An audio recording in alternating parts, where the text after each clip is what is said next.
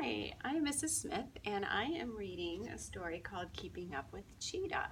I picked this book because it has English in it, but it not only has English in it, it has Chinese in it as well. And my daughter Lily from China likes to look at the Chinese as well as the English when I'm reading it to her. Cheetah and Hippopotamus love telling jokes. Actually, Cheetah told the jokes. Hippopotamus just listened and laughed. A deep, bellowy laugh. The jokes weren't very funny, but Hippopotamus thought they were, and that's why they were such good friends. As I continue reading, I want you to think about what each of these animals learned by the end of the story. What Hippopotamus learned and what Cheetah learned.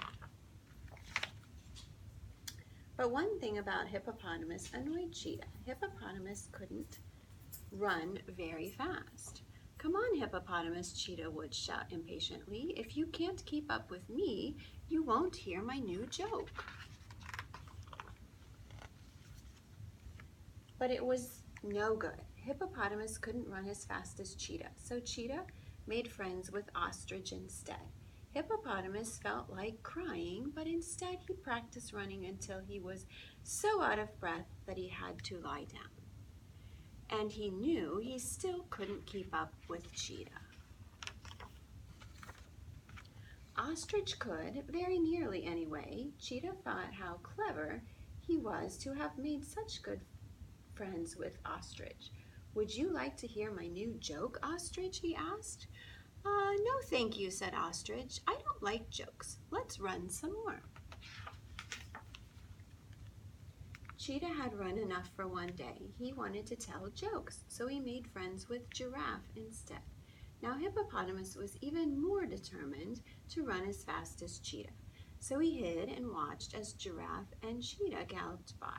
Giraffe's long legs flew out in front, and Cheetah lashed his tail from side to side to keep his balance. Then Hippopotamus tried to do the same. It wasn't easy for Hippopotamus. Hippopotamus fell down with a crash. It would be a long time before he could keep up with Cheetah. Giraffe could, very nearly anyway. "Would you like to hear my new joke, Giraffe?" Cheetah asked. "Pardon," said Giraffe, "I can't hear you from up here."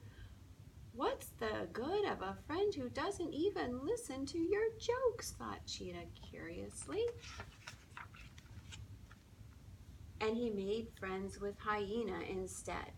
When Hippopotamus saw this, he felt very hot and bothered. There was only one thing that would make him feel better: a good, long, deep, muddy wallow. Hippopotamus loved wallowing. The deeper, the muddier, the more he enjoyed it. But he hadn't had a wallow for a long time because Cheetah said it was very dirty. "Well," thought Hippopotamus, "I can do what I like," and he dived into the river. Sploosh! It felt wonderful. As he lay there, he thought how silly he had been. He couldn't run fast, but he could wallow. And although he was sad to lose a friend, he thought that he would never be able to keep up with Cheetah. Hyena could, very nearly anyway. Cheetah was very pleased. "Knock, knock," said Cheetah. "Ha, ha, ha, ha, hee, said Hyena. "You're supposed to say, 'Who's there?'" snapped Cheetah. "What's the point of telling my new joke if you laugh before I get to the funny part?" "Ha, ha, ha, hee, screeched Hyena. Then Cheetah realized what he really needed was a different sort of friend. He could run by himself, but telling jokes was only fun if someone listened and only laughed at the funny parts. Where could he find a friend like that? He already had one. Cheetah ran to the shady tree, but Hippopotamus wasn't there. As Cheetah walked slowly away, he thought how silly he had been to lose such a good friend. Suddenly he saw a pair of eyes watching him from the river. "Knock, knock," said Cheetah. "Who's there?" said Hippopotamus. Cheetah, of course, said Cheetah, and Hippopotamus laughed and laughed.